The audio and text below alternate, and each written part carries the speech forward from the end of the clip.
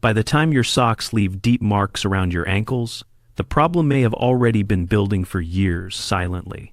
And what scares me is that most people try to fix swollen legs by resting more, when resting may be the exact thing causing the fluid to stay trapped there in the first place. If you're serious about taking better care of your health, make sure you subscribe. I share simple, practical advice designed especially for seniors. And feel free to leave a comment telling me where you're watching from. I appreciate every one of you. Let's get back to it. If your ankles are swollen by evening, your body is not just uncomfortable. It is sending a signal. And most people over 60 either ignore it, explain it away, or do exactly the wrong thing in response. And the swelling keeps coming back, night after night, until one day it stops being just about the ankles. But that's not where I want to start. I want to start with something most doctors never say out loud. I'm Dr. James Cross, and after years of working with older adults, I began noticing a pattern that bothered me.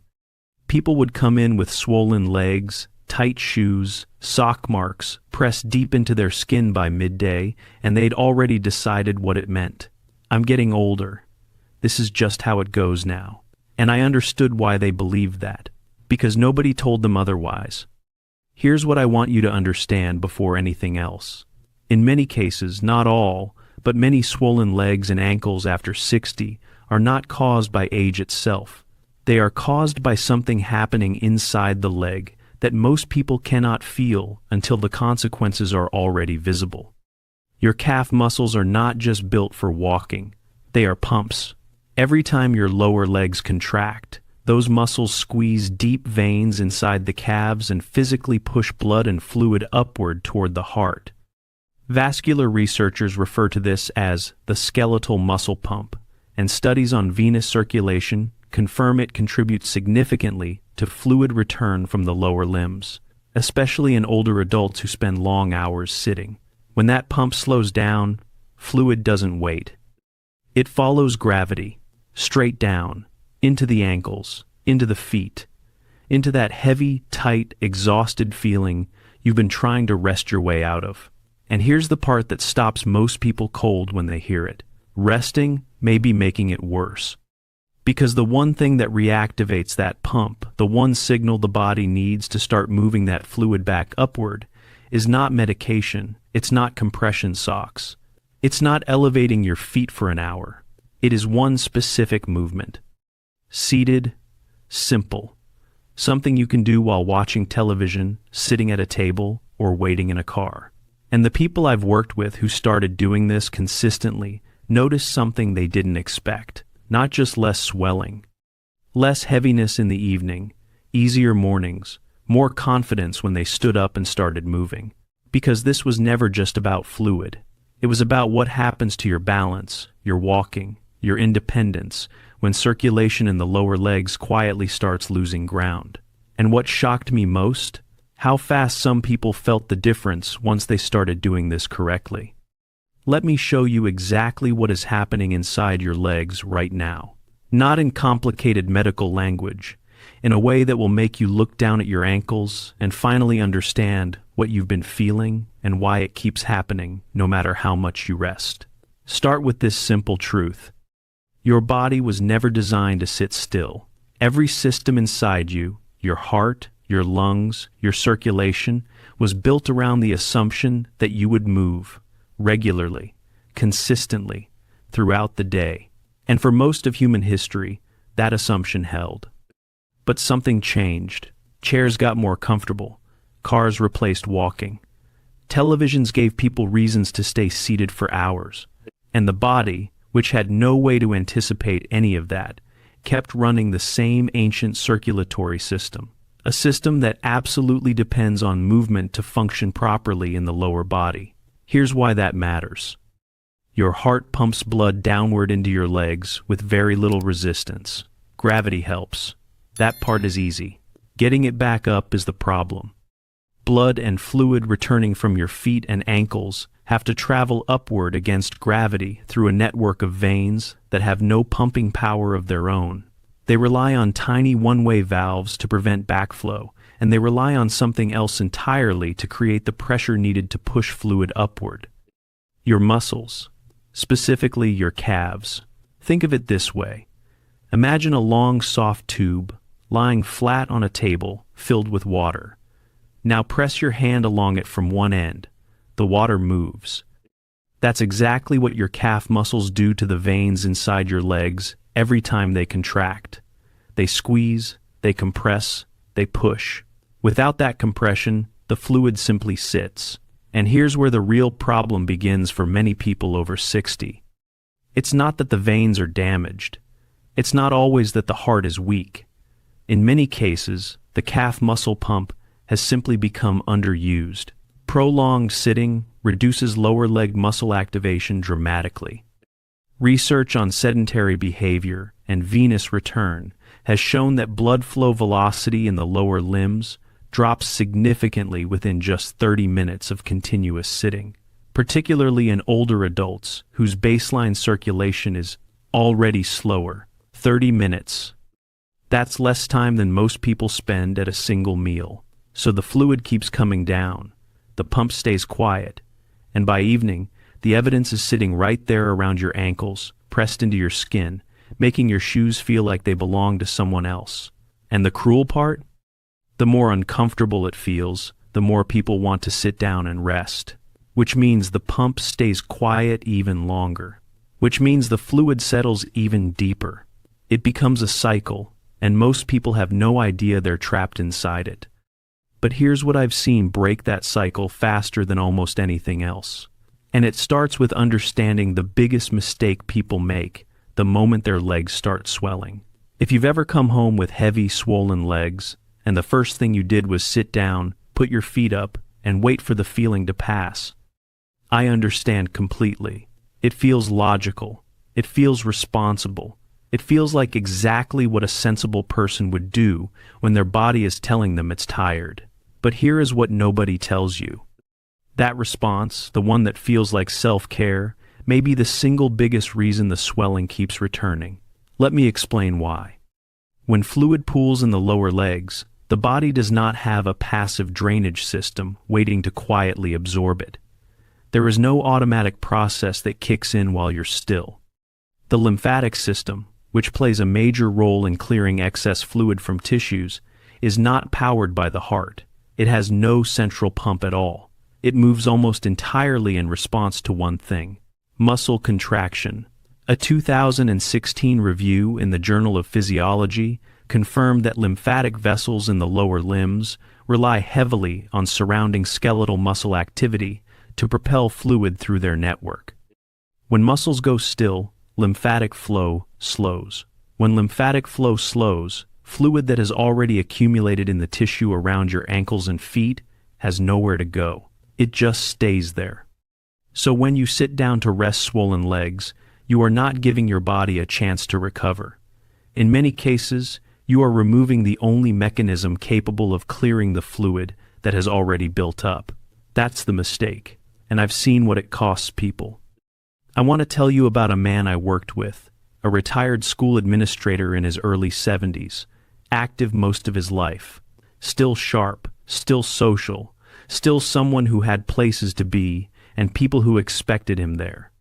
He started noticing the swelling about 2 years before he came to see me. Both ankles. Worse on the right side. By evening, his legs felt like they were wrapped in wet towels, heavy, resistant, slow. So he did what made sense to him. He cut back on his evening walks. He started sitting more after dinner. He bought a recliner specifically to keep his legs elevated during the day. He was careful. He was cautious. He was doing everything he believed would help, and the swelling kept getting worse. By the time we spoke, he had stopped attending his weekly card game because the short walk from the parking area to the building felt like more than his legs wanted to manage. He hadn't mentioned it to his wife yet. He was quietly hoping it would resolve on its own. It wasn't going to. Because everything he was doing, all the careful, well-intentioned resting, was removing the very stimulus his circulation needed to push fluid out of his lower legs. His body wasn't broken. It was responding to stillness the only way a body knows how, by holding on to everything that gravity sent downward. Here's what that story teaches us and what the research supports. Mild daily swelling tied to inactivity does not respond to rest. It responds to movement. Specifically, it responds to the kind of controlled, repeated muscle contraction that reactivates the calf pump and gives the lymphatic system a reason to move again.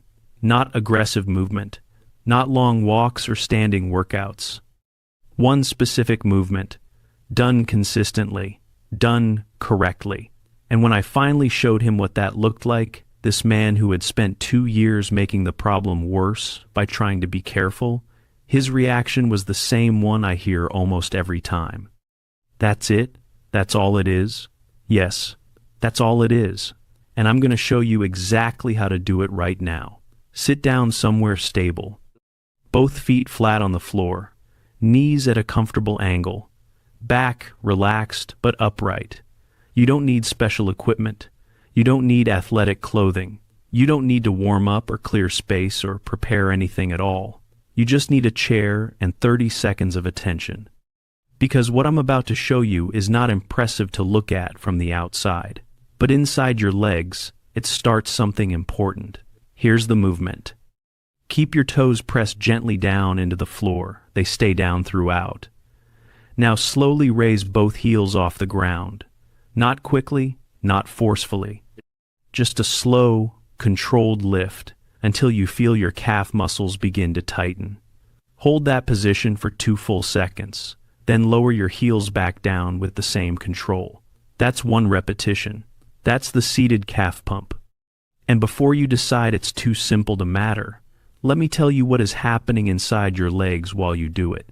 As your calf muscles contract, they compress the deep veins running through the lower leg, the same veins that fluid has been pooling around all day. That compression creates pressure. That pressure pushes fluid upward, through the one-way venous valves, back toward the heart. Simultaneously, the surrounding lymphatic vessels, which, as we discussed, depend entirely on muscle movement to function, receive the mechanical stimulus they need to begin clearing accumulated tissue fluid. A 2020 study, published in the European Journal of Applied Physiology, found that repeated calf muscle contractions during seated rest significantly increased popliteal vein blood flow velocity in older adults, meaning the blood that had been sluggish and slow in the lower leg began moving at a measurably faster rate after just minutes of this kind of activation. 1 movement, measurable results, no standing required. But here is where most people go wrong. They rush it. They turn a slow, controlled pump into a rapid foot bounce, heels tapping the floor quickly, muscles barely engaging, veins barely compressed. It feels like movement. It produces almost none of the circulatory benefit. Slow is the mechanism. The compression only happens when the muscle fully contracts and holds. Speed removes the hold, and without the hold, the pressure never builds enough to push fluid upward effectively. So, move slowly, raise with intention, hold for 2 seconds, lower with control. Start with 15 repetitions, then rest for a moment, then repeat. Do this several times throughout the day after meals, after long periods of sitting, before bed, during television. You are not doing a workout. You are sending the calf pump a signal that it is still needed, that the body is still active. That fluid should move upward rather than settle. Consistency matters far more than volume here. 10 slow, controlled repetitions done 4 times a day will outperform 50 rushed ones done once and forgotten. And what surprised the people I've worked with most, including that retired administrator from the last chapter, wasn't just that the swelling reduced. It was what else started changing once circulation in their lower legs began improving again. And that's exactly where we're going next. Something shifts when the calf pump starts working again. It doesn't announce itself dramatically. There's no single moment where everything suddenly feels different. It happens the way most good things happen in the body, gradually, quietly, and then all at once when you finally stop and notice. The first thing most people report is the evenings, specifically the way their legs feel by the end of the day. That familiar heaviness, the one they had quietly accepted as part of life after 60, starts feeling lighter. Not completely gone at first, but noticeably reduced. Shoes that used to feel suffocating by dinner time start fitting the way they did in the morning. Sock marks that used to press deep into the skin start becoming shallower. The dull pressure around the ankles that made sitting down feel like relief starts losing its grip. And people notice something else alongside that. They start moving more willingly. This is the part that most people don't anticipate, and the part I find most important clinically. When legs feel heavy and uncomfortable, the natural response is to move less. And when you move less, circulation slows further, fluid accumulates faster, and the legs feel even heavier. It's a cycle that quietly narrows a person's world without them fully realizing it's happening. But when that heaviness begins to lift, even partially, something changes in how a person relates to movement itself. The walk that felt like too much starts feeling possible again. Standing in the kitchen long enough to cook a full meal stops feeling like an endurance test. Getting up from a chair stops requiring a moment of mental preparation. I want to come back to the man from Chapter 3, the retired administrator who had spent 2 years wresting his way deeper into the problem. Within the first week of doing the seated calf pump, consistently, not perfectly, not aggressively, just consistently, he told me the tightness in his shoes after dinner had noticeably reduced. By the 3rd week, he had resumed his evening walk. Not a long one, not the kind he used to take, but a walk, outside, with his wife. Something he had quietly stopped believing was still available to him. That return didn't happen because we gave him something new. It happened because we gave his circulation something it had been missing, a reason to move. Here's the science behind why the body responds this quickly when the calf pump is reactivated consistently.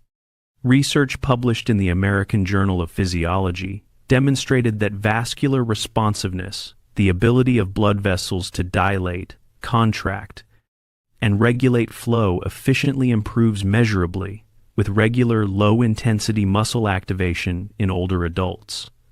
The vessels themselves begin adapting. Blood flow becomes more efficient. Tissue congestion, the kind responsible for that swollen, waterlogged feeling in the lower legs, begins clearing as both venous return and lymphatic drainage improve simultaneously. The body, in other words, responds faster than most people expect, not because it is young, but because it was always waiting for the right signal. That is what consistent movement provides, not a cure, not a reversal of time, but a signal repeated, reliable, and specific enough that the body recognizes it and begins organizing itself around it again. Lighter legs, easier mornings, more confidence in movement, and beneath all of that, something far more significant beginning to shift. Because what most people don't realize, and what genuinely concerns me about leaving this unsaid, is that swollen legs and poor lower leg circulation are connected to something much larger than comfort, something that affects balance, walking stability, and the risk of something no older adult wants to think about. Most people think swollen ankles are a comfort problem, tight shoes, heavy legs, an inconvenience that makes evenings unpleasant and mornings stiff. Something to manage, not something to fear. But I want to shift your perspective on this completely, because what chronic lower leg swelling does to the body quietly beneath the surface, beyond the visible puffiness, is something far more serious than most people ever connect to their ankles. It affects how you stand. It affects how you walk. And in ways that research is making increasingly difficult to ignore, it affects how likely you are to fall. Here's why. Your ankles are not just hinges, they are information centers.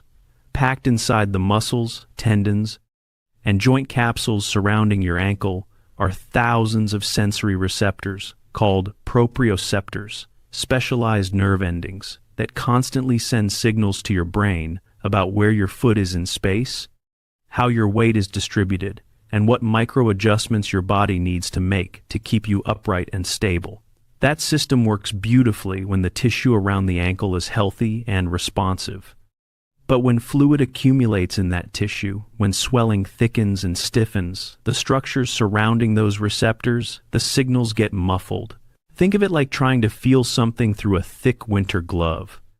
Your hand is still there, your fingers still work, but the sensitivity is reduced, the feedback is delayed, and in the fraction of a second that separates a recovered stumble from a fall, that delay matters enormously. A study published in Gait and Posture found that older adults with chronic ankle swelling and reduced lower leg flexibility demonstrated significantly impaired postural stability compared to those without, meaning their ability to detect and correct balance disruptions in real time was measurably compromised, not because their muscles were weaker, because the sensory feedback loop between their ankles and their brain had been quietly disrupted by accumulated fluid and tissue stiffness. This is why so many older adults begin walking differently, without fully understanding why. Shorter steps, slower pace, eyes fixed on the ground, a slight hesitation before stepping off a curb or navigating uneven surfaces. They describe it as caution, as being careful. But underneath that caution is something more uncomfortable. Fear. The fear of falling is one of the most psychologically damaging experiences in later life, not just because of the physical risk, but because of what it does to a person's willingness to move, engage, and live fully. People begin avoiding situations that require balance. They stop walking on unfamiliar surfaces. They decline invitations that involve stairs, distances, or terrain they no longer trust their body to handle. And the painful irony is this: the less they move, the worse the swelling becomes. The worse the swelling becomes, the more compromised that proprioceptive feedback grows. And the more compromised the feedback, the greater the actual fall risk, regardless of how carefully they're trying to protect themselves. Swelling is not isolated. It is connected to the entire movement system. And understanding that connection changes everything about how seriously you take what is happening in your lower legs right now. Because the body didn't arrive here suddenly. It adapted slowly, quietly, over time. And that process of adaptation is something we need to talk about directly. The body doesn't betray you overnight. That's the part nobody talks about honestly enough, and the part that I think matters most if you want to understand what is actually happening inside your legs, your circulation, and your movement as the years pass. There is no single morning where you wake up and everything has changed. Instead, it happens in small, almost invisible steps. You sit a little longer than you used to. The evening walk gets skipped more often than it happens. The stairs get avoided in favor of the elevator. The distances you're willing to cover on foot quietly shrink, not because of a decision, but because movement has gradually started costing more energy than it used to return. And the body, which is the most efficient adapting machine that has ever existed, takes note. It begins organizing itself around what you repeatedly do. Less movement signals less demand on the circulation system. So, the calf pump activates less frequently. Venous return slows. Fluid begins pooling more easily. The muscles responsible for pumping blood upward through the lower legs start losing the responsiveness that comes only from regular use. And then one evening the ankles are swollen, and the next evening, and the next. And somewhere in that progression, a quiet decision gets made, usually without words, usually without full awareness. This must be aging, but here is what I need you to hear clearly. What most people experience as aging in their legs is frequently the body's adaptation to stillness, not an irreversible biological collapse. The distinction matters enormously. A 2019 study in the Journal of Applied Physiology found that skeletal muscle pump function in older adults declined significantly with reduced physical activity, but responded measurably to even modest increases in low-intensity lower leg movement. The vessels hadn't permanently failed, the muscles hadn't permanently atrophied. The system had simply down-regulated in response to the signals it was or wasn't receiving. Give it different signals, and it begins producing different results. That is not a guarantee. That is not a promise that everything reverses completely. Bodies are complex, and some changes that come with age are genuinely structural and irreversible. But far more often than people realize, far more often than they are told, the heaviness, the swelling, the stiffness, the reluctance of the lower legs to cooperate, these are responses to behavior, to patterns, to what the body has been asked to do, day after day, for years. And here is the part that should matter most to you right now. The body is still listening, even at 70, even at 75. Even after years of unintentional stillness, the circulation system retains a responsiveness that most people have already written off. It responds to consistent activation. It responds to repeated signals. It responds perhaps more readily than you believe to something as simple as a seated calf pump done faithfully throughout the day. The question is never whether the body can still respond. The question is whether you will give it something worth responding to. We started this conversation talking about swollen ankles, but I hope by now you understand that we were never really talking about swollen ankles. We were talking about what happens to a life when the body's most fundamental systems begin operating below their capacity, quietly, gradually, without dramatic warning, until the consequences become impossible to ignore. We were talking about the evening walk that gets skipped, the card game that becomes too far to attend, the stairs that start requiring a decision instead of just happening, the moment a person looks at their own legs and stops recognizing the body they used to live in without thinking about it. That is what this is really about. Not fluid, not swelling, not sock marks or tight shoes. Mobility, independence, the quiet confidence of moving through your own life without negotiating with your body at every turn. And here is the hardest truth I can offer you after everything we've covered today. The body has been whispering. It whispered through the heaviness that started appearing in the evenings, through the stiffness that began requiring more time to work through each morning, through the subtle shift in how you walk, how you stand, how willing you are to commit to surfaces and distances that used to require no thought at all. Those whispers were never random. They were specific, directional, pointing toward a system that needed a signal it wasn't receiving. And the extraordinary thing, the thing that still moves me after years of working with older adults, is how willing the body remains to respond when that signal finally arrives. Not with dramatic intervention, not with exhausting effort, with something as quiet and consistent as 15 slow heel raises done several times a day in a chair. The difference between the person who stays mobile into their late 70s and 80s and the person who slowly becomes dependent on others for ordinary movement is rarely dramatic. It is rarely one catastrophic event or one irreversible diagnosis. It is usually a collection of small daily decisions made over months and years. Decisions about whether to move or stay still, whether to respond to the body's early signals or wait until they become impossible to ignore. You are making one of those decisions right now. Not the decision to do the seated calf pump, though I hope you will. The decision about how seriously you are going to take what your body has been trying to tell you, because the path forward from here splits in a very simple direction. One path leads to worsening heaviness, increasing stiffness, narrowing mobility, and the slow, quiet loss of the independence that makes ordinary life feel like your own. The other leads back toward lighter legs, easier movement, and a body that still responds because you gave it something worth responding to. So let me ask you one final question. When was the first time you noticed your legs feeling heavier than they used to? Think about that honestly. Because that moment, whenever it was the body's first whisper, and it has been waiting ever since for you to answer. Thanks for watching all the way through. Staying informed is key to living a healthier, longer life. If you want more simple, practical health advice, make sure you subscribe and tap the next video on your screen. And before you go, leave a comment and rate this from 1 to 10. Your feedback helps me create better guidance for you.